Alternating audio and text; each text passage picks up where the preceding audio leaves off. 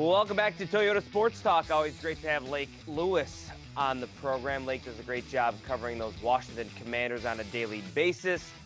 Longtime regional journalist and does a great job with the content with those Commanders. So, Lake, appreciate your time. How are you? I'm good. How about yourself? Good. You were out there at Minicamp. You were out there at OTAs. Did you learn anything? What stood out to you? Well, I think we saw a team that looks much bigger, a lot healthier than we thought they would be. Guys look fit. They look like they really took this offseason serious. And the main thing to me is just the amount of speed that's out there now. They don't look like the old traditional slow plodding team. This looks like a team that's going to be able to be creative in what they're doing on both sides of the ball because of the speed and athleticism. You mentioned the speed. You mentioned the connectivity. Is there a certain player that really you're like, you know what? Wow, I was not expecting this from him or anything like that? I mean, there were a couple for me, and they were on the offensive side of the ball. I mean, Deebo Samuel looked good. He was basically playing Terry's position since Terry wasn't there.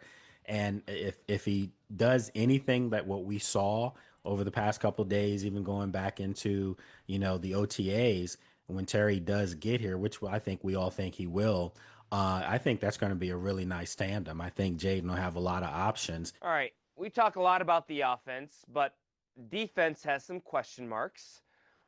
Again, you can't really gauge too much from OTAs or minicamp, but what are your concerns or question marks with this defense? Well, I think everyone knows it starts with the edge rushers. Are they going to be able to, effectively get to the opposing team's quarterback? And, I think for Washington, one of the luxuries that they will have in the division that they play in is that two of the three quarterbacks that they're going to play are really scrambling quarterbacks first. And that's Russell Wilson in New York. And then, of course, Jalen Hurts in Philadelphia. So you don't have to necessarily pin your ears back. You kind of have to have containment. And I think that's why they went out and got Javon Kinlaw and Dedrick Wise and even a guy like Jacob Martin. Those are guys that can establish an edge. And I think that that's going to help them. But yeah, they're going to have to be able to get after guys, outside of the division. Of course, they have a killer schedule. So they're going to have to effectively do that. But I do think what we did see, Scott, was the secondary play look markedly better.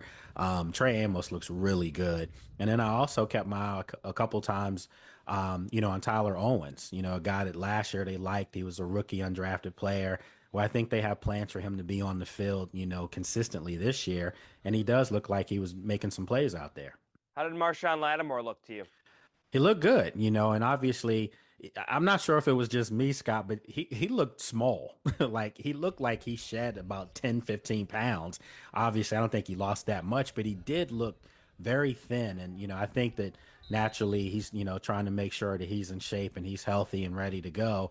And they're going to need him to be at that all pro form if they're going to have the kind of success that I think a lot of us think that they will have. But no, I saw him and I thought he was moving really well. The burst definitely seemed to be back, and they're going to need that. What gives you the belief that Trey Amos might be a baller? Man, he has that swag about him. He's always around the ball, and he seems like he belongs. And I've said this. I know it's early. They haven't been in pads. They haven't even gotten through a training camp yet. Him as a rookie, but he kind of has Mikey Sanders still type swag about him as a rookie.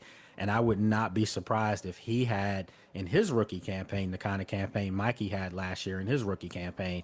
And if that's the case, then Washington's got a formidable cornerback room because Jonathan Jones, who they brought in from New England, was also out there making plays. So they've got four legit cornerbacks going into this season. We've gone all this way without talking about number 5, Jaden Daniels. How does he take another step in year 2? Man, I honestly, Scott, I think naturally he will because he's got the right support group around him. And then I also think he's going to take another step forward because he's going to have more weapons. Last year, he had to wear a cape pretty much every game in order for them to win games and pull games out. That was on him. That was on his back. Well, I think this year, obviously they've addressed their offensive line, bringing in Laramie Tunsil for left tackle. They drafted Josh Connolly Jr. So Jaden will probably have another half second to a second to survey a football field this time as opposed to running around for his life. Lake, how about the continuity of the coaching staff? Everybody's back. Bring the band back. Let's run it back. What can that do for a team? I mean, it does everything. I mean, you know who's in control for one, and you know what the message is. It's a consistent message that if you're in your second year, you've heard it before. So now you can go out and help coach the young guys. Because let's face it, last year they had just put together a team. They were just coming in as coaches and GMs, so they were pretty much trying to find their way as well. Well, I think now the message is clearly universal. And now you heard Dan Quinn tell us yesterday that he's seen some of the veterans now teaching the young guys because they know what's expected of them in their second year. So it's huge for this organization. This Commanders team, they're not going to sneak up on anybody, are they, this year? No, no. I mean, and it's almost like people are scared to say that their team is a Super Bowl contender, and I'm going to tell you they are because I truly believe that they are. And when you have that kind of expectation, you have to go out and prove it on the field.